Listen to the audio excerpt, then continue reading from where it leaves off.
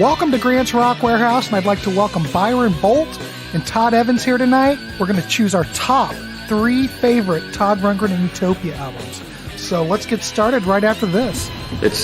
We've been in this business for 12 years. We've seen them come and go, and we know just what an ugly thing, the underbelly of this unwashed animal we call the music business.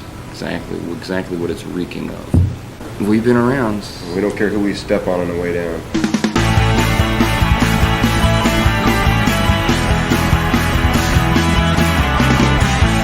Welcome to Grant's Rock Warehouse, and I want to welcome Byron, Boldt, and Todd Evans here tonight. Tonight we are looking at Utopia. This has been a long time coming. There's been people asking us if we're ever going to do any Todd Rundgren and Utopia. I know they've asked Todd and I when we've been on stuff, and well, kids, this is your day. This is your day. So if anybody knows anything about Utopia, God knows I hope you do. They were pretty much the band after, well, the next band Todd put together after the Nas, I would assume, because I don't know if Runt was really a band. But Utopia was formed in 1973, and it was originally a prog outfit, you know. And then by 1976, they jumped prog. And there's nothing wrong with the prog stuff. I'm just kind of giving everyone because we're going to cover this when we talk about the records. Because, like I said, we're picking our top 3, and I don't know what anybody has chosen. So we're just going to wing it. But then by 1976, Chasm Sultan joined. They did the Raw album. That was a prog record, but they moved away from prog. In fact, if you listen to any of the Utopia albums, they're all pretty much, every album's quite different, you know. You could never quite pigeonhole them because they are always morphing into something else. So like I said, they did Raw, that was a prog record. Then they did Oops, Wrong Planet, which was more pop oriented. Adventures in Utopia came next. Deface the Music, which was their Beatles cover album, which is my gateway drug into Utopia, believe it or not. Saw them on that tour when I was a kid. And then they did, well, after that, Swing to the Right. But they kept doing things. They kept changing, you know. Last studio album was POV. And that was in, 86? Or was that 85? 86? 85. 85. Mm-hmm. And then they broke up. They could never take hold. As hard as Utopia tried, they never could make any money. You know, they were, and as they kept going, from what I understand, they sold less and less and less. After their Bearsville contract ran out, they were on Network. Network went bankrupt, so that record went nowhere. And then they got signed to Passport for 2 records, and Passport went bankrupt. So Utopia just had a lot of bad luck. Even though they were great, a lot of bad luck. So we're going to go around, we're going to pick our top 3 favorite records. And I'm just going to go clockwise. I'm going to start out. Well, let's see. We have a comment. Let's see who yours. I haven't looked at the comment. It could be Star. Not Star. But it's our good friend Ernesto. Welcome, Ernesto. How are you? DC2 saw the Deface tour. Yes, Deface the Music tour was wonderful. It was wonderful. Still remember like album then, and then just some other stuff, or yeah, but it was mostly Deface the Music stuff. Yeah, Face the Music was ELO. Well, yeah, that's true. Well, anyway, welcome everybody. Hope you enjoy the show. We're going to start out with Byron with his. Let's start out with our least favorite and then move to our favorite record. Hey, Rich, nice to see you. We're going to start with Byron. Byron's, what's your number 3? All right, I'm going to go with the first Todd Rundgren's Utopia album. Oh my gosh, Rand his ears are probably on fire. This is for Rand. This is for Rand. So technically, this is really a different band than what they became. This is just Todd and I think 5 other guys that were only on this album or the live album that came out after. That's behind me here on the wall there. There's 3 keyboardists in this band at the time: Moogie Klingman, Ralph Schuckett, Gene Ives Labatt, John. Yeah, Siegler, say that real fast. John Siegler on bass, Kevin Elman on drums, and Yeah, this is a total prog album. It's a prog classic, I would say. Yeah, I mean, there's only 4 songs on here, and it clocks in at like 59 minutes, which is a lot of music on a vinyl album. Well, when you listen to it, Byron, you can tell there's a lot of music on it because the grooves are like right. This would probably be better on CD. It probably would be. Yeah, the CDs when when Rhino brought those out, gosh, Todd help me. Was that like in the late 80s they put? They like 87? Yeah. 87. I think it was 87. But if you remember, we're going to go all over on this talk because we all love Utopia and Todd Rundgren. So bear with us because we're a bunch of geeks. But Todd and Byron, I don't know if you had the CDs when they came out, but I remember when they came out, I was all excited because, I mean, be honest, listen to the Wizard of True Star. It is so jam-packed with information on those sides of vinyl. I mean, it's a very quiet record. But when Rhino brought out those CDs, do you remember that? It was like, holy mackerel, you really can hear it. They really don't sound that as compressed as they do on the record. I mean, because like I said, they really had to jam-pack the information on them. So those CDs, when they came out, were like a breath of fresh air. They were for me. Yeah. And they still sound great, you know. I haven't heard those. I've got most of this on vinyl, so but not everything. But the ones on here sound really good, but I don't think they remastered these. I think they're clones. But they've got bonus tracks, so you know that's good. Anyway, go ahead. Go ahead, Byron. Well, yeah. So anyway, like I said, there's only 4 tracks on here in the 60 minutes. So, but the first track is just called Utopia Theme. It's 14 minutes. Pretty heavy song. It's got a lot of different sections. You know, it's prog, and it's pretty much mostly instrumental. There's just a little bit of singing in it. The second song is a shorter one. It's called Freak Parade. To me, it kind of sounds a little bit like early Kansas at the start of the song. I could hear that. Yeah. But then it gets kind of funky in the vocals, and it's got a real spacey sound to it.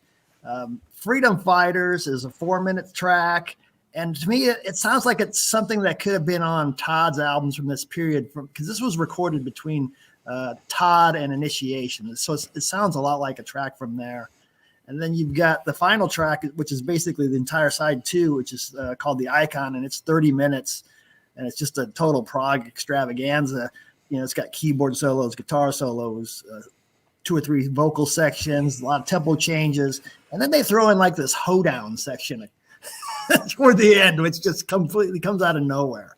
So, when we saw them in 2018 or 2019 or in Cincinnati, they were playing stuff off of that. Yeah, they played a pretty big chunk of The Icon. I mean, there's a DVD out there of the whole thing.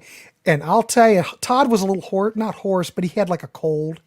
He got a cold in the middle of that tour. Yeah, we saw him with the cold. He still sounded good, but my God, they sounded great. I mean, they pulled those off. If anybody saw him on that reunion tour, you really got to see something. Great stage show too. And I assume that their budget was limited, but what they did with what little money they had was very nice. Yeah, they sounded wonderful. Yeah.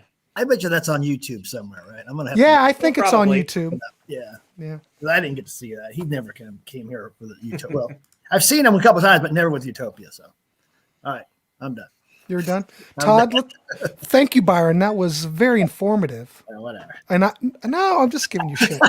I'm really surprised. I didn't know that's what you were going to lead out with. So I'm going to be surprised. I'm a prime guy. I know, but I'm going to be surprised on this whole thing. I just know I'm going to be surprised. I have no idea what we're going to get from Todd. So let's go over to Mr. Todd Evans. And Todd, what's your number 3? Well, I have to say, disclaimer time. Go ahead. But all of the albums from Adventures in Utopia on are very, very close for me. Very, very close. I mean, it was almost impossible to choose. But for my number 3, I'm choosing Swing to the Right from 1982. This album was supposed to come out in 1981, and Bearsville was reluctant to release it, and they had to tweak the track list twice. It was originally supposed to come out in June of 81, and then October of 81, and then it finally came out in February of 1982. But this album has a lot of it kind of is a reaction to the election of Ronald Reagan in 1980. Yeah. And so it's got some themes on it. I mean, it's got some controversy on it because there are some songs that are that are from the point of view of somebody who's not them. Like there's a song called Fahrenheit 451 where they talk about burning all the books, and so it's very you really sort of have to get into the theme of it. But one of the reasons I wanted to make sure that it got on the list is that I think the second track, Lysistrata, and the last track, One World, I think those are Utopia's best songs. And Only Human comes really, really close too. So I just love the album. It's not higher because there are a couple of songs that I'm not that crazy about. But For the Love of Money is one of the best covers I've ever heard. That bass part at the beginning of For the Love of Money is just killer. But I think this is a really strong album, and I like the album cover concept. It's a photograph of a rally where they burnt Beatles records in Waycross, Georgia, and they took the Beatles record and they replaced it with the cover of this record, which is kind of cool because it makes like an infinity photo. If you look at this, yeah, it's a great cover. Yeah, it's just I love the cover. I think the choice. I mean, it's obviously colorized in a very primitive way, but I love the way they did it. It's just got a really unique look to it, and I like everything about it. And it's just too bad that it couldn't have come out, that it got delayed, because I think it kind of messed up their momentum a little bit. But that's my number 3. Excellent. Yeah, it's a great record. I have to admit. I remember, I've told this story before, but back when I was a kid, we've talked about this before when we were in chats. You remember when you were a kid and you taped stuff off the radio? Oh yeah. Or we had a Marantz stereo, and I had this Marantz cassette deck, and they were having the Halloween Utopia, I think it was the Face the Music Halloween special or something. Anyway, this eventually came out on a Japanese CD, so you can look for it. But I think it's the Face the Music tour. But anyway, it was a radio show. But I remember playing it, and they played One World on there with different lyrics. Not the whole song, but there were some lyrical changes before it came out on, Swing to the Right. I would highly recommend that Japanese CD of the Face the Music live thing. Because, they put out, like Rhino over in Japan's put out a whole bunch of Todd Rundgren stuff that never came out here, which is weird. But highly recommend that. Because what a great show. And if you saw the Deface the Music concert, you definitely would want it. But anyway, Todd Evans, yes, I love that choice. Excellent. Well, this was very difficult to some degree, even though I've always known pretty much what my, favorite ones are. But I must say, this is probably going to be a bit contrarian, but my number 3 is Oblivion from 1984. Now, this is one of those records that, as you can tell, came out on Gem, and virtually there was no promotion. Look, This one's even a cutout. Yeah. Were there ever any that weren't cutouts? I don't know. Mine's not a cutout. Okay, but mine isn't. I'm surprised. Right. It's not. I bought it originally back in the day because I remember when it was coming out, and I was going to OSU, and back in the day when there was no real. This was pre-internet, boys, of course. So you'd have to either go to Rolling Stone, or I don't know how I found out. I think I read it in Rolling Stone that I knew a new Utopia album was come out. So I waited for that day, and I went down to Used Kids on campus and picked up a brand new sealed copy. This isn't the same copy because, well, I purged everything at one time. So did I. But this record, I don't think gets enough love, to be honest. I mean, it's got my all-time favorite Utopia song on here, which is Crybaby. And if you've ever seen the video's great too. It's all like in a futuristic society, and it's weird. But it's funny because of Passport and the whole Gem thing, you wouldn't even think don't forget, Todd Rundgren had a video studio and everything. They probably didn't give him any money to build this up. This album came out, I think I saw him on this tour too, but Itch My Brain, Love with a Thinker, which is a great Chasm song. Winston Smith takes it on the jaw. I Will Wait. Oh, great stuff. In fact, I saw Chasm sing that last December when I saw Chasm play. It sounded great. Too Much Water, Welcome to the Revolution. It's a little bit more commercial sounding Utopia than what came before. You know, they're probably getting to that point in the career where they're probably going, well, geez, we're going to have to do something. You know, we can barely sell any records, so maybe this is a little bit more Utopia commercial friendly. But it's my number 3. I like the whole thing. Some people say there was a drop in quality here. I don't personally hear it. Todd agrees with me. I don't hear a drop in quality. Peanut Gallery has a comment. Here we go. Oh, we're going to get caught up before we No, I'm talking about me. You have a comment? No, I want to wait till you're finished. No, I'm pretty much done. Because that's my number 4, and I thought it was going to be my number 1. And I love that. Oh, really? album. You thought this was going to be your number 1? I thought it was going to be my number 1. Historically, that has been my favorite. But I had to reevaluate. I did a really deep dive into all of these.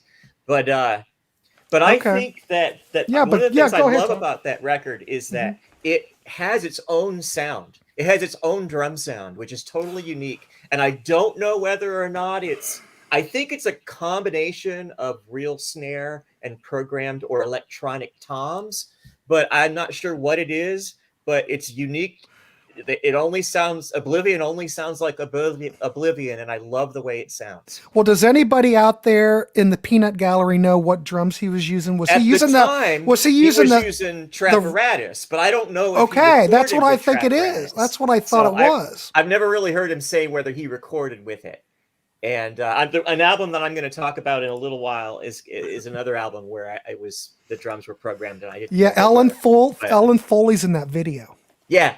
And she looks really happy. I'm going to leave it there. She looks very happy. Do you remember that there was this series of videotapes, of VHS tapes? They were called the Sony Video 45.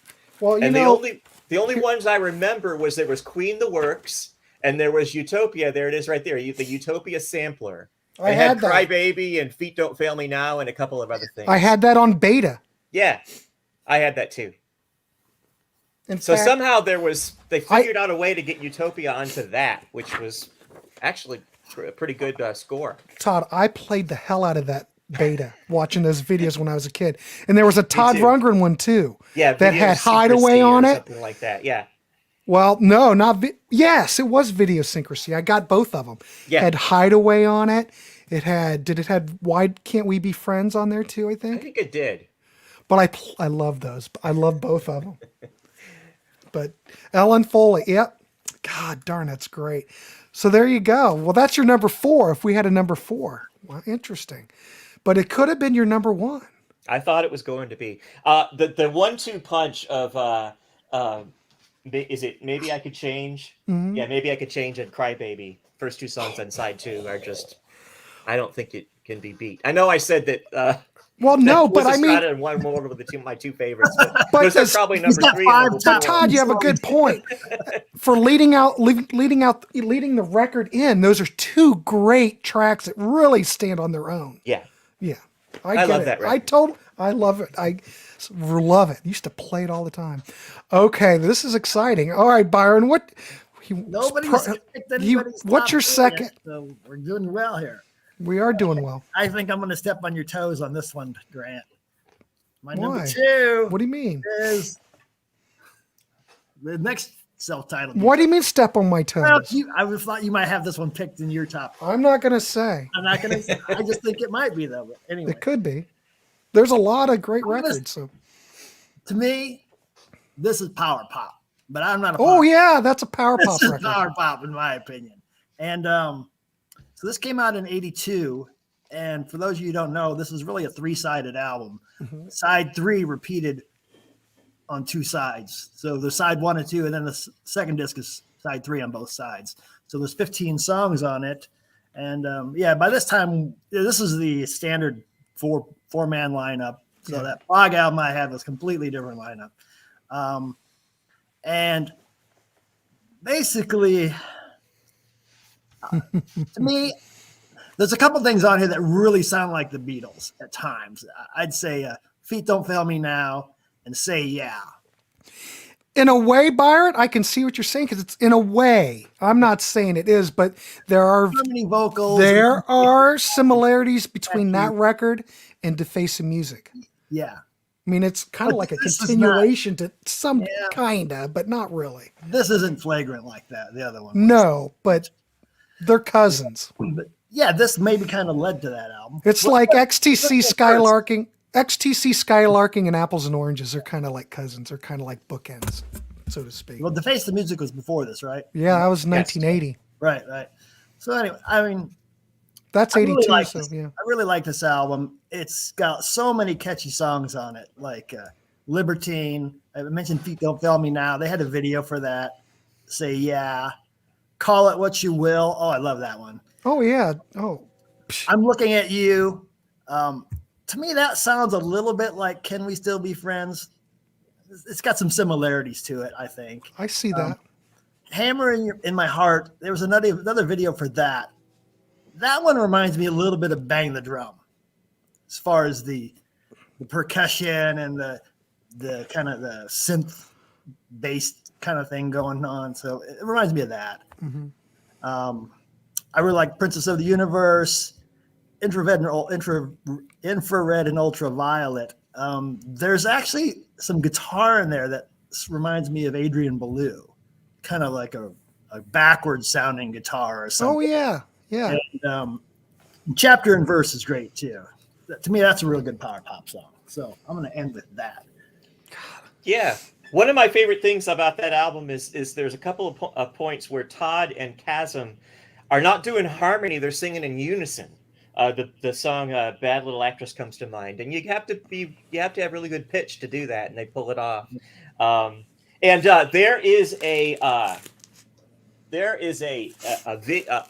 VHS video, and it came out on DVD very briefly in I think the late 90s or early 2000s. I think it was the early 2000s. It's called An Evening with Utopia, and it was a special that was on USA Network. I think it was. I've got that laying around, a copy of a copy. Yeah, I made my own copy from the VHS. Yes, I right. burned my own DVD of it, Yeah. and I meant to bring it in with me because I printed a cover for it. And Yeah, I they're left it out all in the wearing living those room, black and white suits. yeah, that is a spectacular concert, and Yeah. I probably watched it 500 times. I don't saw know, him that's on an that. exaggeration, I but- saw him on that tour. We had front row seats. Oh, that is so great. And it just so happened, we just got the tickets and we just happened to time it that we got front row seats.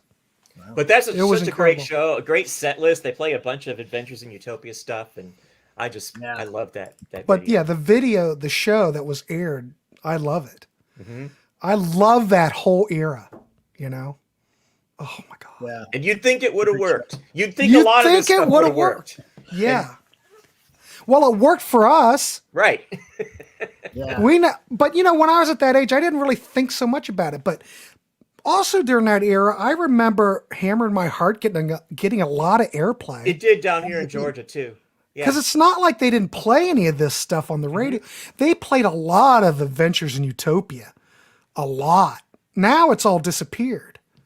But at one time, they played a lot of Utopia all the time and Todd Rundgren stuff. I don't know what's happened. I don't know. At least with the classic rock radio, it's not the same landscape like it used to be. Now that they play such a narrow playlist, It used to be that if a music director liked something, they could play it, and it could get more play in different cities because of that. But music directors, that's all gone. Program directors don't have any Yeah. here. All gone. It's all gone. Oh well, that's depressing. Yeah. DC, I'm shocked that they never. I know, I'm shocked too. Well, that interview snippet I played was from where was it? That was hilarious. Fort Wayne on POV tour, and you can tell by that time. Anyway, look it up on YouTube. It's on there. Is that video when they're sitting in that really depressing room with the wood paneling, and they're like, all "Can we smart go?" asses, Yeah. and they're in hell. This is if you go find that interview, it tells you where the band was at that time. Yeah. You could see the writing on the wall. But that is a great line. We don't care who we step on the way down. No, they knew what they were done. I think they knew they were done. Obviously, yeah. But it's not very enlightening, but it's interesting. But yeah, try to find that. Well, yeah, DC. Todd and Utopia were big in Ohio. Yeah, I've they heard were. There's Todd's still big in Cleveland. But when they did that Utopia tour, they totally bypassed Columbus. They just went to Cleveland and Cincinnati. I don't know. Todd used to always come through, Columbus all the time. All right. Well, Byron, thank you. We're finally getting to Todd, but what a great discussion. I get all excited over these things. No, I'm glad you picked that because I wanted to. And so, yeah. This is great. Let's talk about it. So far, we've all had unique picks, though. Yeah. So far. All right, Todd, what's next? All right. Well, my number 2 Holy is crap. To Face the Music by Utopia. So there they are, outstanding in their field. So this record, if anybody doesn't know what it is, it's not a Beatles covers record, but every song is kind of a parody of a Beatles song, or 1 or 2 songs or 3 songs. Yeah. And the sequence of the album goes in sequence with the Beatles' career. So it starts sounding like Meet the Beatles, and it ends sounding like late period Beatles. And so the inner sleeve has, look at the other albums you can get from Utopia, and even the banding on side 1, it's got those thick bands between the songs, like an early Beatles album would. And then side 2 looks different. Side 2 looks more like Sgt. Pepper's would look. I never really thought about that, Todd. Every detail is just so perfect. And I can remember there was I used to collect old rock lines when, and I guess Bob Kober and the guy that did Rockline, or one of those shows, used to really like Rundgren. And so they would have Utopia on every time. And I remember Willie Wilcox saying that the album that eventually became Swing to the Right was supposed to follow up Adventures in Utopia, but they did I Just Want to Touch You for the Roadie soundtrack. And I think that's right. I think that's the soundtrack that's on. It's on a soundtrack. I think that's the one. God, I forget. And that somebody said to them, "You're going to get sued."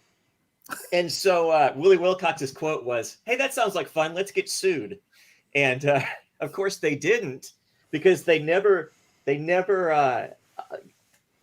completely ripped off a Beatles song. They just very subtly ripped off Beatles songs. Yeah, I mean, they didn't rip off anything. It was a tribute for in one. the style of the Beatles. Right. And the great thing about it is, another detail was that the engineering matches what the Beatles sounded like. Like on the earlier songs, the drums and the vocals are separated out like they are on early stereo Beatles records, and then they get more and more conventional as you get towards the stuff that's supposed to sound like the later stuff. So it's genius. It's absolutely brilliant. Todd, think about this. Don't forget, like Ringo's drum sounds on those early records where they're like, and they're a little bit, they're really hot. And, the first side of a defacing music is he nails Ringo's. Yeah. I mean. And then on the other side, where they do the "Everybody Else Is Wrong," which is the song that sounds like both "Strawberry Fields Forever" and "I Am the Walrus." Yeah, and they have that backwards. I guess it's a backwards hi-hat sound. Just so good. Hoi Polloi sounds like Penny Lane and Lovely Rita, and it's just so. Life Goes On sounds so much like Eleanor Rigby at Spooky, but it's also nothing like it. Mm-hmm. I don't know how they did that, but I think it's absolutely brilliant. It's brilliant. It is brilliant. I almost didn't want to pick it because it's so much of a concept record as far as doing one very specific thing, but it's so good. It's so I almost picked it. Well, I didn't pick it, but since it was my gateway into Utopia, because I heard about it when I was a kid, because I was a big Beatles nut, and it was getting a lot of buzz. Yes, like in Rolling Stone and whatever you could read, Circus or Cream or something. And the fact that someone's doing like a Beatles, I don't want to use a Beatles tribute, but it really is a tribute. It kind of is. It kind of is. That's where I first started, and I fell in love with this record. Oh, I love all these Utopia albums. I'm just saying, it's hard. It's like trying to, which is your favorite child? But that's exactly how I felt. But the face Except I don't have music any is kids, brilliant. but I can imagine it's very similar. But think about, I'm going to throw this out because, you know, Adventures, I think, did pretty well because they had Set Me Free was a hit and it was very commercial sounding to some degree. You know, Caravan and Last of the New Wave Riders. I mean, holy crap, the songs on that record are great. And then they do that record. And then a little later, 1980, they do a Beatles record. I mean, a lot of the fan base must have went, so I don't know, but they always did what they wanted to do. You know, you have to hand it to them. Whether it would work or whether it failed. I mean, I don't know how this record sold or anything. This one that I've got, because I bought it new and wasn't a cutout, but this one's a cutout. A lot of these records ended up in the cutout bins later, you know? Yeah, mine's a cutout. Is it? That one's, yeah, it's cut out. Yeah, DC2. That's a great, each song references 2 or 3 Beatles Yep. songs, yeah. Excellent. Well, that's a great, great pick. I almost picked it.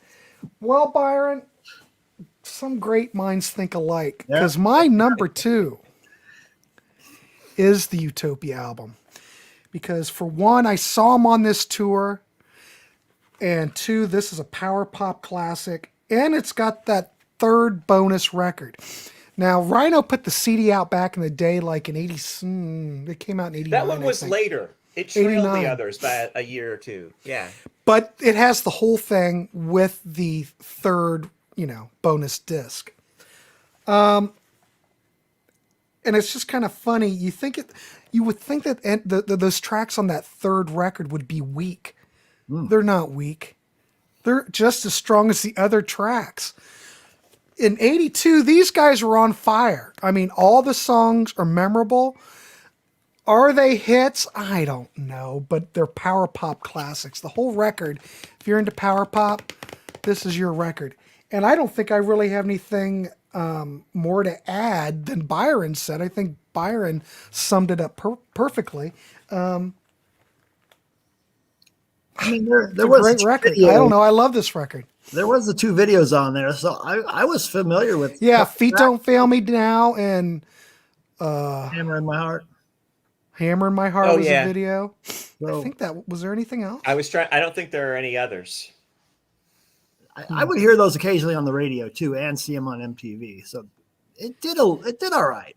Do you remember that this era when Chasm quit, did his solo album? He quit Utopia, and they hired his replacement was Doug Howard, and he's on a couple of these. And then Cass came back. And then Kaz came back. I don't know Thank exactly what God. happened there, but I would be willing to bet that Capitol made Chasm a bunch of promises they couldn't keep. And when he figured it out, he went, I'm going back. Well, I don't think that solo record did anything. I'm speculating, but that's my guess. I think it was a good move on Chasm's part to come back to the band. Yeah, I do too. Because I remember at the time, I think I read about that in Rolling Stone. You know, back then, kids, you actually could get information out of magazines. Not like today. I didn't know that until years later. Yeah. I just But I was wondered, broken hey, who's Doug hearted. Howard, but I would have been if I'd have heard it. Have either of you heard that Chasm solo album? I used to have it. Yeah, I've got it. Byron, Never. surprised you never have gotten it in your travels. Didn't he do another album with some other guy, like a duo? Yeah, he did. Yes, hang on. Price Sultan. I think it's Price Sultan. I saw a cover of that online the other day, and I was like, "Oh yeah, I remember that."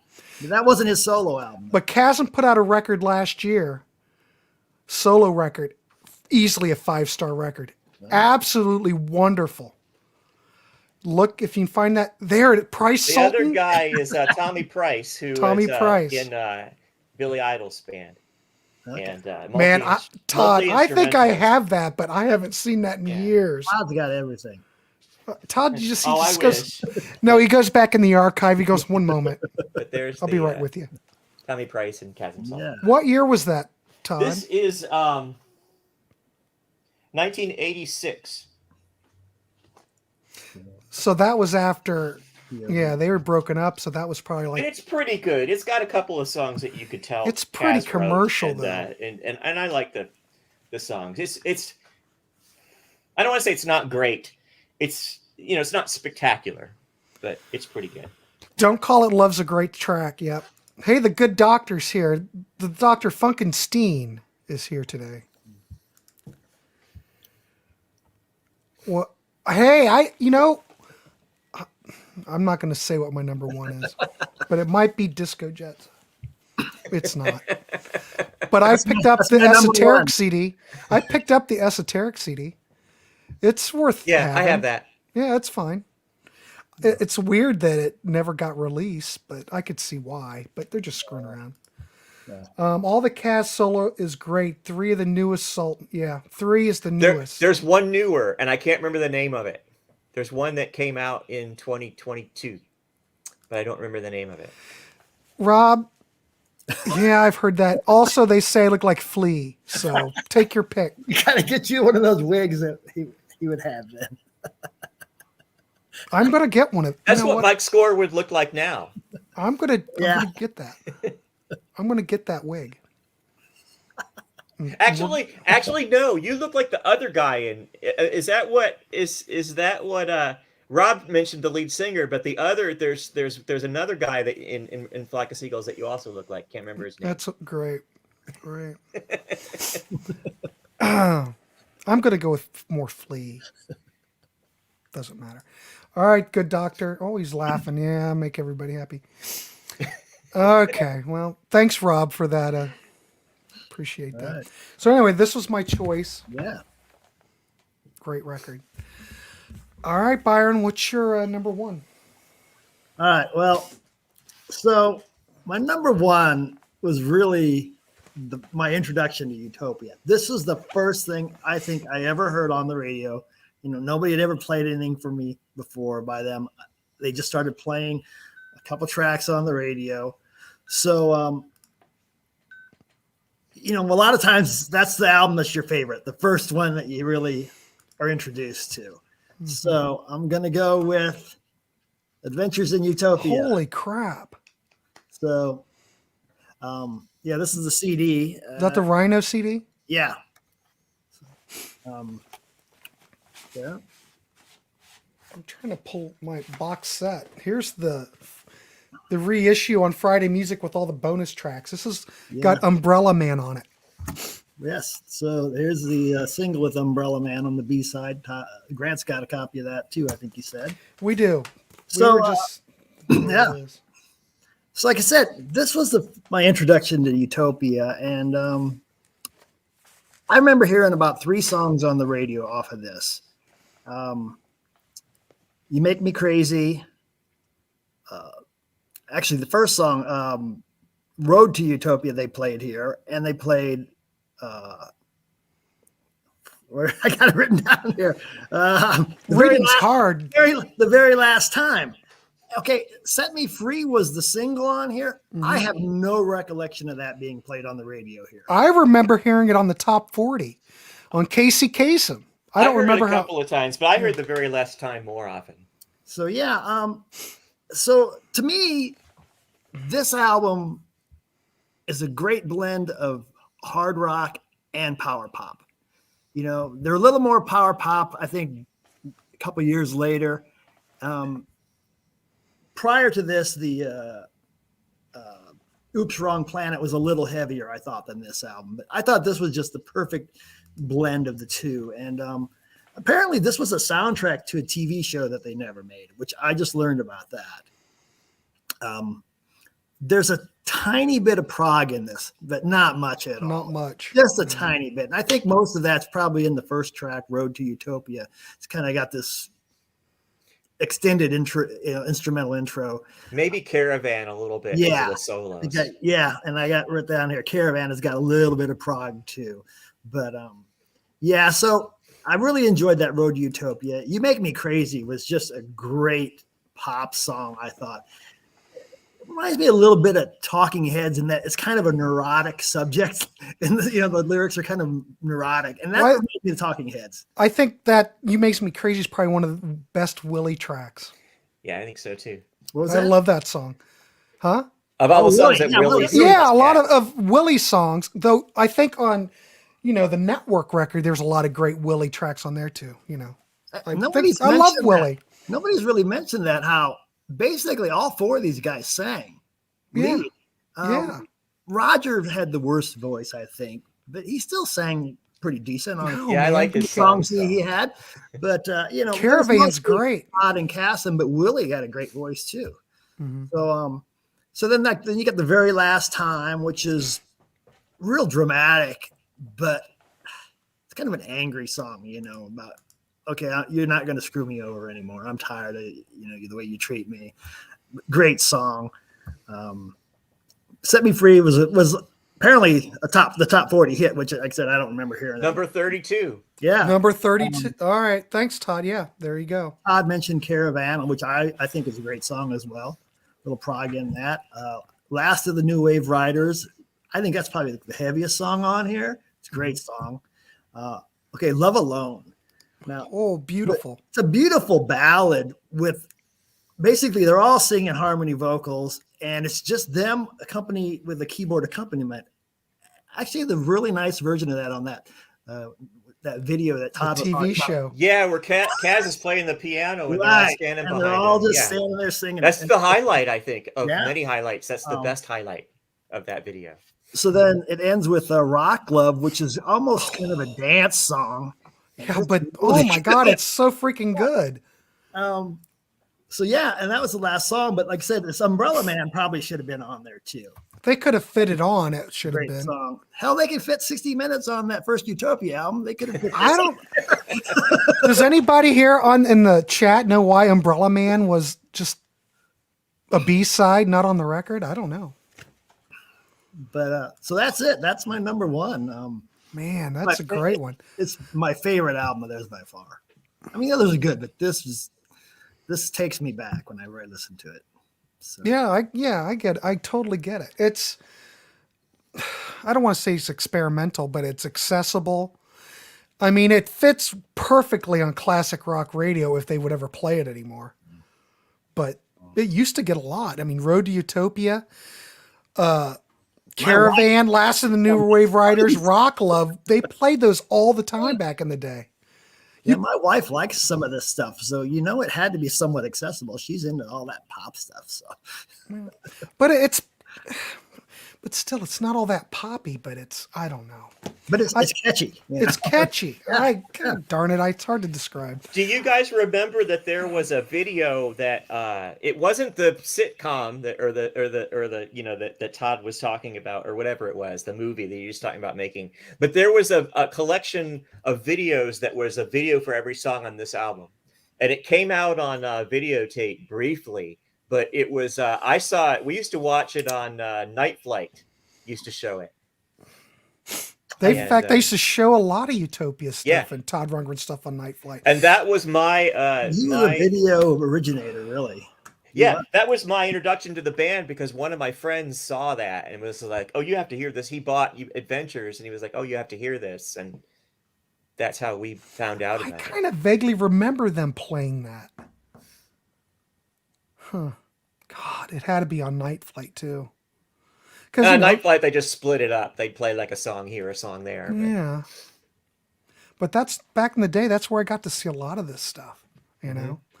And, and when I first once I got into them and, heard To Face the Music, I was trying to find or listen to anything I could possibly listen to, It's not like today, kids, where you just, let me get on the Spotify and bring it up. Right. You had to go search for stuff. You had to cut lawns and stuff so you Ooh. could have money to. Look at this, Ernesto. The real question is Todd a better artist than a producer? I'm going to say that's a good question. He's I'm probably gonna- sold more records as a producer. I would say He yes, made more but- money as a producer than he ever made as an artist. Right. He made all of his money with Bat Out of Hell. You know how he bought that house, Man, right? too. In Hawaii? He sold his producer rights because he was making money still constantly from Bat Out of Hell. He sold his rights away and just sold and got a lump sum or whatever. Yeah. Right. At least I read that somewhere. But he doesn't get any money for it anymore. But that was his claim to fame, was Bat Out of Hell, so to speak. But But Ernesto, I'm going to say I like him better as an artist than a producer. Me too. Yep. I think he's good at both. He's good at both. But yeah, I mean, God, but then you listen, if you think XTC Skylarking, holy mackerel. Yeah, and Psychedelic Furs Forever Now. Holy crap. He totally changed that band. Well, And not in a bad way. I mean, Andy Partridge hated Todd Rundgren, but Todd Rundgren saved XTC. I don't know. I don't know if I can say he's a better artist. But I think Andy Partridge didn't appreciate having somebody telling him what to do. You know, Ernesto, this is really a question for just its own show. A whole episode. Yeah. Todd's production album. Is Todd? Here's the next show. Is Todd a better artist than a produder? I remember there was a quote from Richard Butler from the Psychedelic Furs who was talking about how he was apprehensive about Todd producing them because he had heard stories about when you go to bed, Todd goes down to the studio and re-records all the guitar solos and stuff like that. And he said something like, yeah, that didn't happen with us. He wasn't dishonest. He didn't come in and re-record everything himself. So. Mm-hmm. I don't know. That's a damn good question, Ernesto. So I like when Ernesto's around. He makes us think. Yeah. All right. Crazy. He probably made more money from Bang the Drum over all that awesome material. I don't know. Possibly. Not as much as he's made with Bat Out of Hell. Michael Chat. Oh, hey, Michael. Thanks for coming on. Love Night Flight. We used to sit out on the patio during the summer with the TV and party and watch until kung fu movies came on Saturday morning. Yeah, I love Night Flight. You know, one of the things that I really remember is when they played Neil Young, Rust Never Sleeps on Night Flight. That was great. Yeah. Because, you know, it was in the theater, I think. Wasn't it in the theater? Yeah. Yeah, it was. But they would just play the whole concert. Oh, I love Night Flight. XTC used to play the Munsters theme every time Todd arrived in the studio. Todd never caught on. That's when he had that haircut that had the really short bangs. And with the mullet. He had that mullet. I do remember that. But, you know, Andy Partridge is a trickster. So, you know, what are you going to do? Okay, Byron, that is anything more to add on that? Because we're going on a tangent. Really. I'm anxious to hear what Todd's got to say for his number. Well, we're going to throw it over to Mr. Evans and see what he has. So I considered picking Adventures as my number one, and I also considered picking Oblivion as my number one. But when I really went through and tried to pick an album where You need like a drum roll. I just liked the album all the way through and thought it had a great sound, and everything just sort of seems to line up. I'm picking POV. Holy! That was my As four. my favorite. That's Oh, my good, four. good. I like to hear that. 4 or 5. My copy's autographed by Chasm, and this is one particular instance of this is my actual album from 1985. I Holy purged mackerel, almost my Todd. entire collection in the 90s. I did not see this coming. I held on to this. Holy it still mackerel. has the what does it have? Oh, it has a little advertisement on the back of the sleeve about how mine's you can got buy that. the videos. And for some reason I got this out of Keyboard magazine, but I'm getting off topic here, but I have to show this anyway. This was sitting inside of it. This is the little flexi disc from Keyboard magazine of Roger Powell. Playing excerpts from Architecture, which I think somebody may correct me if I'm wrong, but I think it's a solo album that never came out. You know what? I had that flexi disc too, but God knows where it is now. So this album, but not that one. What's oh I get yeah, a bunch of them. Most Do you have that? Remember that solo album he put out on Bearsville? Air Yeah, I Pocket? used to have that. Do you Yeah, have I that? used to have that. I don't Byron, have you've it got a anymore. copy of that? No, never see. I don't Todd know. plays on that. I think maybe Yeah. like on one track. Yeah. If you can, it came out on Wounded Bird, I think, on CD. I don't know. Anyway, Todd, go ahead. I'm really anxious to learn why this is your number one. Song for song, I think this is a really strong album. Now, it has a couple of things going against it. For just about every Utopia album, I can think of one or two songs that I don't care for. This one has Mystified, which I really don't care for. I like But all of the other songs are it's just hit after hit. I mean, All of the other songs are great. It's got a great drum sound, and for all of my life until about 3 or 4 years ago, I thought it was Willie playing a real kick, even though he's sitting on Trapparatus on the back. But the entire thing is programmed. Willie programmed the entire thing. Yeah, Willie did a lot of work on this record. And there's some programming on there. I'm going to wait to talk about More Light, the last track, because I have a lot to say about it. But play this game. These songs are all in. I'm going to take out the record because the songs are in. Oh, I can just look at my screen. The songs are in the wrong order on the record. Play This Game is great. Style is fantastic. Style probably has the best background vocal arrangement out of all of their songs. It's just wicked. Stand for Something is great. Secret Society. Todd was playing Secret Society in his solo shows until like the mid 2000s. I think I saw him in 2008 and he was still playing Secret Society. Zen Machine is my favorite Roger song. I love that song. I love that it's so fast. I used to think that it had a great drum performance. Now I know that it was programmed, but I still like the way it sounds. Mated. This is really amazing. The story about Mated. A record came out on Record Store Day about 3 years ago. On blue vinyl? Yeah. I've got that. And if you look at the liner notes on that, Willie tells a story about Mated. Willie thought that there should have been a Rundgren ballad on Oblivion, and there wasn't. A song like I'm Looking at You, but I'm Talking to Myself, or Only Human. And Todd responded by saying, I'm not really interested in writing any of those. So Willie wrote one, and Todd sang it, and that's Mated, and that was the single. And ever since 1985 until a couple of years ago, thought that was a Todd song. I just assumed it was a Todd ballad. It But Willie like did it, and almost everything on it, except for Todd's lead vocal, is Willie. Like everything, almost every note is Willie playing it.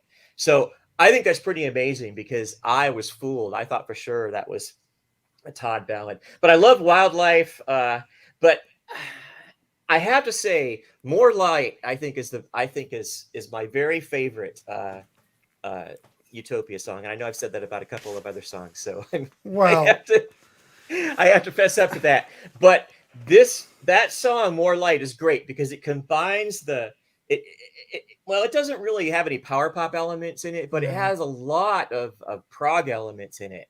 It's got the flanger at the end, and it's got the part at the end where the part that Kaz, the lead vocal that Kaz sings, and the backing vocals, they switch places. So now Todd is singing what the backing vocals sang, or Kaz is singing what the backing vocals were before, and the backing vocals are now the lead vocal. I think that's great. I love the drum fills in it. Like I said, I thought it was real drums. It's some of the best programming I've ever heard. I just think the album is really strong. And when you love all of these albums like I do, it's really hard to pick one. But I just really feel like this one kind of goes bam, bam, bam. Every song is great. And so that's why I chose POV. And of course, I thought it was going to be huge. And look at this. I mean, this takes high concept to another level. This is like Devo level concept. Look, they've got custom clothes. They've got a logo. They've got the old Sphinx from the They old brought it out of storage or background. whatever. Yeah, and I just love it. These little theme pictures on the back where Roger is like got like a bionic arm and he's operating on himself. But think about this, Todd. There's great. little snippets from a Mac window. Yeah. So they're really on cutting edge on this record back and even the front has the border like it's a little. And I'm just surprised it just never took off. I don't know if that was record. And Passport or what. I think you could never really. I mean, back in the day, I used to think I don't think Passport's ever going to make it happen for them. Surprisingly, Oblivion had Crybaby, which went to number 30. So that's actually their highest charting song. I thought it was Set Me Free, but it was actually Crybaby. Huh. But I don't think that it was ever in the cards for them to really make it. I don't think that it just wasn't there. I don't think Passport had what it took to, and Jim. No, they would just go from whatever label to to the next label, and they just had bad luck. I mean, Bearsville I mean, if you listen to that interview from on the POV tour, they're talking about bootlegs for a brief moment, and the interviewer's going, "Well, do you worry about your stuff being bootlegged?" And they said, "No, it'd probably have a better distribution than our current record label." They were just very sarcastic during that whole. They're just Yeah, bitter. and then there was that whole. I didn't study up on this, so I hope I don't speak out of turn. But there was that whole situation with Todd's a cappella record that Bearsville shelved for years. Yeah, and it's And a somehow, great. Holy somehow he crap! managed to I get love that record. Warner Brothers to put it out, but Bearsville was not happy. Bearsville thought that they were just going to sell a ton of records, and when it didn't happen, they didn't have the patience to do anything about it. But acapella is so. I saw that tour too. Chasm was singing. Yeah, me too. That's where I got this. Brilliant. How? But think how we. You know what? We should do a Todd Rundgren, our top 3 Todd Rundgrens. Do that like in April or something. Yeah, Well, it feels like we it'll be need even to. harder to do. It almost seems like we need to just do a Todd one Top too. 5, maybe. Right. I don't know. See, this is how we do it, kids. We just come up with ideas on the fly. Yeah. But I'm just impressed that you chose POV, because a lot of the Todd community or the Utopia community just kind of, I don't know. Well, when that that came record. out, I was in the fan club. It was called the Nexus. I was in Nexus. And I used to get the Utopia Times, and I went in the garage looking for it this afternoon, and I couldn't find it. But it was a little newspaper that they put out, and I remember I had a piece of paper that was like a flyer, and it had a picture of them from POV, and it said the POV tour with the tubes, and it had all the dates listed. Yes. And I was so in that was the Nexus. time when I was the most excited about them as a band, was 1985. So as you can imagine, I was crushed when they broke up. I was not happy. Ernesto, Todd produced the first New York Dolls and the Tubes Love Bomb and Remote Don't Control. get me started about Love Bomb. I love that record. I've got the BMG CD of that. BGO. I love that record. BMG. BGO CD. It's very Todd. Yes. I'll leave it at that. That is another topic. God, wouldn't it be funny to do like a review on Tube's Love Bomb? Who would be doing that? Nobody. Probably won't get any views. I'll do it. We might do it, because now we're going to do Todd top 3. Oh my God, I'm so excited. All right. Oh, DC Nexus member here. Hey. We've got 3 Nexus members. I wanted to include He loves Love Bomb. I'm just curious, How could you DC, do you not? think Love Bomb is like an underrated? I don't know. Why didn't Love Bomb take off is what I want to know. I don't see anything wrong with Love Bomb. It's very experimental to some degree. I don't know why it didn't take off. Is it because they didn't have David Foster or anything anymore? And I don't know. Who knows? But Todd knew how to produce the Tubes, for crying out loud. There it is. Yes. It bombed. Man, all I can say is Well- I'm looking at this show and just thinking, look at these bomb 3 bomb. geeks on the screen. That was a time in the early to mid 80s when Capitol just had bomb after bomb. So I blame Yeah, that. you talked about that before. Well, I don't remember Love Bomb really getting any push. It bombed, man. It bombed. The have to look side at that. 2 is a really crazy suite of songs, but side 1 is a solid Tubes album. Byron, do you know Love Bomb? I've heard it a couple of times. I'll have to check it out again. Well, I've never owned it. if we do, oh my God, Good luck finding it. Wouldn't that be funny to do a Tubes Love Bomb episode? It's probably on Spotify. I can get everything. No, Most everything out there if I have. we to. rank the Tube Todd productions. I don't know. It's funny. What's your we're just- number one? What's your number 1 Todd Number Tubes one. album? No, what's your number one? Utopia album. Oh, wait a Yeah, minute. we still got one more to go. We got another Nexus member. There's 4 of us here tonight. Oh man, that is so great. There haven't been this many Nexus members on one stream in a long time. Now I'm really sorry I couldn't find my Utopia Times copy. We need more Tubes. Oh, the good doctor wants to do. Maybe we should do a Tube show. I hadn't thought about it, but I do love the Tubes. I saw them in '83 on, what was '83's tour? Was that She's a Beauty or whatever that Inside Out. Yeah, my promo poster up here. Yeah. I saw him on that tour. It was great. Second side, like Wizard. The second side is a bit like Wizard. Maybe we need to look at Love Bomb again. I don't know. It's got this amazing track that's called "Theme from a Woolly Place," and it's "Theme from a Summer Place" and "Woolly Bully" played at the same time. And I mean, that sounds horrible, but it's so cool. That's such a great album. I'm sorry, we're on a tangent. No, it's Sorry. fine, but I Grant, think tell we've us got. what your favorite. I think we've got. is. I love it when we go on tangent, but we're at hours, so we have to wrap it up. I love it when we go on tangents, and I do think we should do Love Bomb, and we are definitely doing the Todd top 3. So you guys stay on here when we wrap this up, and we'll just set the date up real quick because this is such a great conversation. So great minds think alike once again, and my favorite, and here's my promo copy. I'm going with Byron on this. I'm going with Adventures of Utopia. And just since we're here, and Todd mentioned this prior, here's the original. And they actually produced those labels for it. Wow. One side's green, one side's blue. Mine's classic Bearsville. So,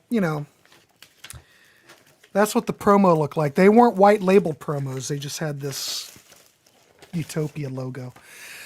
So like I said, this album I think is great from start to finish. There's not one weak track. I think the sequencing on this record, if anybody has ever seen their sequencing show, I think the sequencing on this record is perfection. Opens up with Road to a Utopia, which used to get tons of FM play. Like I said before, Roads to Utopia, Caravan, You Make Me Crazy, Set Me Free, Last of the New Wave Riders, Rock Love, all got tons of airplay in Central Ohio. And like someone had mentioned earlier in the chat, Ohio loves Todd and Ohio loves Utopia. I don't know about now, but they did. When I went to that Cincinnati show, man, it was packed to see him this 2018. Anyway, starts out with Road with Utopia, great. Ends with Caravan, great. What a way to end side 1. Starts with Last of the New Wave Riders on side 2. And then finishes with Rock Love. I don't know who sequenced this record, but it is perfect. You listen to Rock Love and you can hardly wait for what comes next. Of course, what comes next is the face of music. So the client base who was listening to all these FM rockers all went, what the hell? But that's okay. Holy crap. All right. I'm going to have to stop. I'm not stopping this, but we do have a comment in here that might break this stream. I'm from Marion, Ohio. The Joker? Dave, the pickup artist, is from my hometown. Dave, you sure I don't know you? I might know you.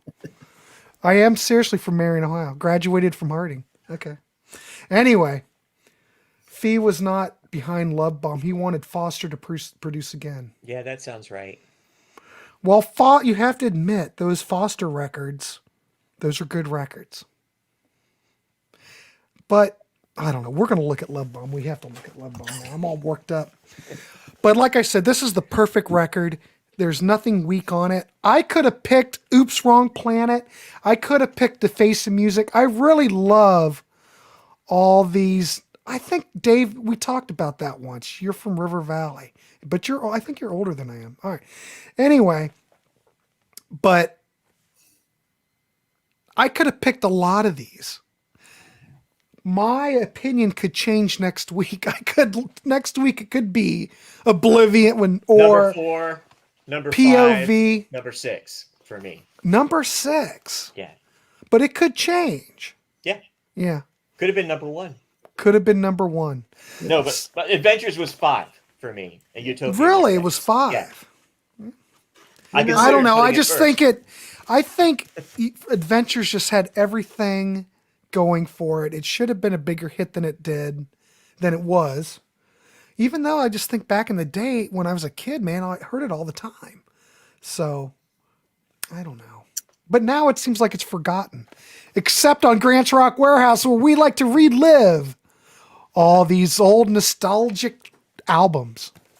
But anyway, that's my number one. Promo copy. There you go, kids. We probably should mention that. Todd, I know I was going to ask you. Isn't your copy of the Network album a promo white label? Yes, it is. Bring that. I show that to the class. I had one of those and I was looking for it and I couldn't find it. I only could find my normal one. I was looking for one of these because that's what I had back in the day, but I've also had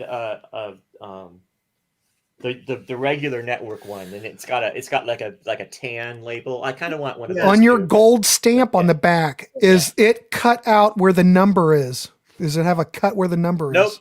At the Mine top. has a cut where they cut the number out. Okay, yeah, mine still has it. Oh, you lucky bastard. And it still has the sticker on the front, too.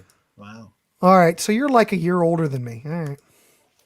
Well, Dave, I may know you then. I graduated in 83. 82.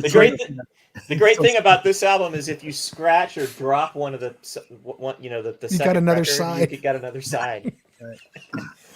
Hey, if you get a scratch, just flip it over. So, Well, holy crap. I was thinking we should mention that Love Is the Answer is on this album, and that's probably the most famous Utopia song, isn't it? Well, England Dan and John Ford Coley did a version of it. It was a big hit for them, wasn't it?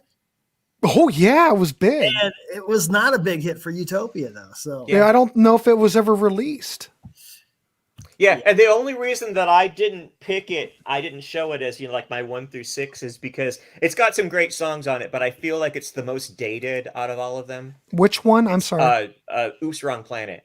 It sounds very 70s to me, which not in a bad way, but I just think that the ones after it are stronger. But what about it's got Raw? some great songs. How do you feel I like about Raw? too, but Raw's a little uneven for me. Mm-hmm. How do you feel? And it doesn't sound very good. What's your take on on the prog records? I know we're going all over, but we're almost wrapping this up. I just want to get Todd. I like them. Yeah, you like them all. Yeah, I like them all. I like the prog no, records. I mean, I like what they became better than what that. I agree, and I don't think Rand would agree. That self-titled album is an album that I've never really been able to learn. Every time I listen to it, I hear something that surprises me. Yes. Which is kind of fun, but it's hard to learn. It's hard to learn. the first one or the later? The first one. Okay. Mm-hmm. I like it. I just don't remember it half the time. But those the prog records were never my go-to records. I like them. I can listen to them all the time. It's not my go-to. These are my go-tos. And I like Another Live. I like Another Live a lot. The Wheel. I like The Wheel. The Wheel. That's my favorite version of Just One Victory. Oh my God, it's wonderful. So I like that one too. I love that a lot. Thanks, Byron. Look at Mr. Boldt is all over this shit. Look at him pulling this stuff out left and right. I bought the Rhino CD of that just a couple of years ago, which I'd never had even back in the day, and I had to buy it from the UK, and it was. I'm just curious. It was about $35. Let me look. Let me see what bonus tracks are on here, because they all have bonus stuff. If I can put my glasses on and see. This has got. Well, it's got. What is the bonus track? Oh, bonus track is Open My Eyes. Live in Cape Cod. That might have been available somewhere else. I don't know. I never cared for the CD artwork. I thought, why didn't Friday Music go the extra route and put the Bearsville labels on here or something? I don't get it. But I'm not going to argue, because this set will cost you an arm and a leg now if you didn't get it. I didn't get it. I got it when it came out. Most of the vinyl's really cheap these days, but I know, but this has got everything on everything. Yeah. But I'm missing a couple still. But I sold all that. Now I'm still getting them back. The Naz is my favorite Todd project. Good night. Hey, good night, Dave. Thanks for stopping by. The good doctor said goodbye to Dave from Marion. Dave, you should rename yourself Dave from Marion. That's what you should do. Would be real prog guys. What? What Ernesto would be The real prog guys would accept the Utopia. oh Yeah, they do. yeah the They ought to. Early ones, they accept the early ones for sure. I mean Mr. Prog Rand Kelly accepts it, so it's accepted in the community. All right, well, let's wrap this one up, gentlemen. This was like one of my most enjoyable episodes I've had lately because I love these records. You know, I've known these records forever. You know, these are all ingrained in my DNA. You know, It's easy to talk about. At least I didn't have to go back and try to learn something for a show. Those are the shows you're most comfortable too, because it's just burned into your brain. Yeah, I can just rattle it on. Yeah. You know, well, it's good. You know, I try not to get dementia, so I'm trying to, work it a little bit. Just joking. I don't know. I'll probably end up wearing a diaper. But anyway, I want to thank Byron Boldt and Todd Evans for coming on tonight. I appreciate everyone in the Peanut Gallery leaving a comment and interacting. That's why I like to do these live streams, because I like to hear from you people. I appreciate it. And if you haven't left a like, please hit the like button so we can build this up. If Rand accepted them, then yes, he accepts them. Yeah. Rand loves these records, Rand's he's not here, but I know he loves these records. He's not a big fan with anything post-Raw, though. So he goes up to Raw. So anyway, all right. Thank you, Todd. Thank you, Byron. And stay on and we'll get the tubes on the calendar. Love Bump. So, okay. So we're in February, kids. So I'm looking to maybe the end of March, April for the tubes and the Todd Rundgren show. So I'm just letting you know, subscribe, like, because I'm putting content out every day. So check it out. Stay tuned for more Todd Rundgren in our future. All right. Good night, everybody. And we will see you on the next one.